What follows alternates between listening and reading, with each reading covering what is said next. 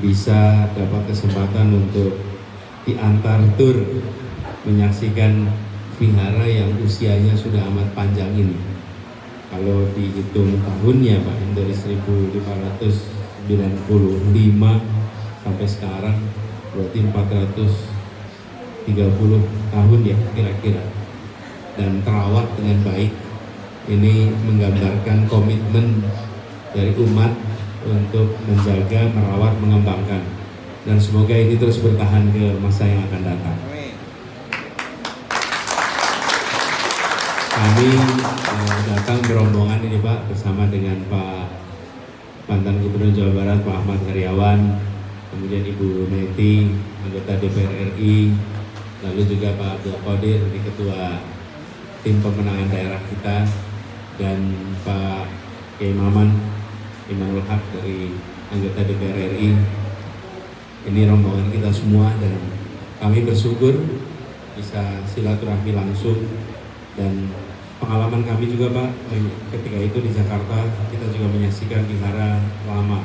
Saya yang di Jakarta yang lama itu sempat terbakar ya Pak Bambang, dan sekarang sedang dalam proses recovery. Mudah-mudahan nanti segera tuntas. Kalau di sini aman terus Pak ya? Aman, mudah-mudahan aman terus ke depannya ya.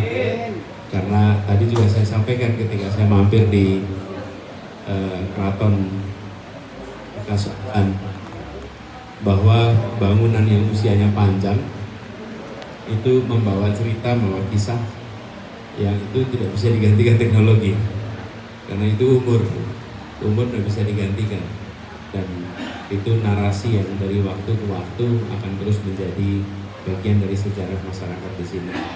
Jadi terima kasih kesempatan lihat langsung, dan kami di saat ini sedang dapat amanah Pak, dan dalam menjalankan amanah itu kami ingin terus menjaga agar persatuan di Indonesia ini terus bisa terwujud erat, dan persatuan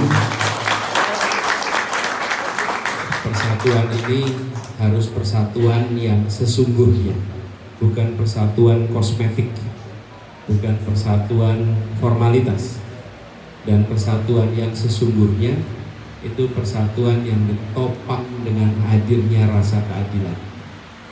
Karena ketimpangan itu tidak menghasilkan persatuan. Ketimpangan menimbulkan suasana tak tenang. Tapi bila ada kesetaraan, ada keadilan, otomatis di situ akan hadir kedamaian. Dan dalam kedamaian itu ada persatuan. Jadi kami juga berharap kita semua membangun suasana kesamaan kesempatan supaya ada persatuan. Dan Indonesia yang sangat beragam ini memiliki prinsip Bhinneka Tunggal Ika. Kata terpentingnya adalah tunggal, karena kalau bineka, ada banyak negara yang bineka seperti kita, tapi yang bisa tunggal seperti Indonesia hanya negeri ini yang bisa memiliki rasa tunggal seperti yang kita alami sekarang. Jadi kami bersyukur Bapak Ibu sekalian telah menjadi bagian yang menunggalkan bineka di tempat kita.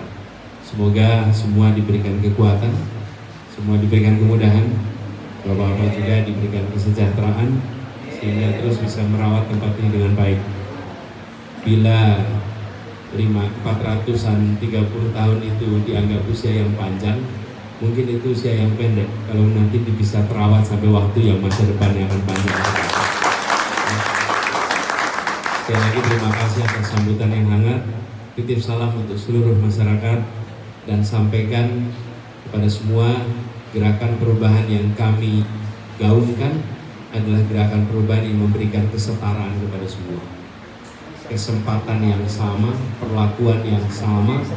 Bahkan kami pernah garis bawahi, sebenarnya para pendiri Republik ini Bapak Ibu tidak pernah menggunakan kata minoritas, tidak pernah menggunakan kata mayoritas. Bapak Ibu coba lihat pidato-pidatonya, tidak satu pun pernah menggunakan kata minoritas, tidak pernah menggunakan kata mayoritas. Yang mereka gunakan itu golongan. Apa pembedanya? Kalau kita menyebut kata golongan, tidak mengatakan ukurannya besar atau kecil. Karena golongan itu banyak golongan, tidak disebutkan besar kecilnya. Pokoknya Indonesia itu didirikan untuk semua golongan.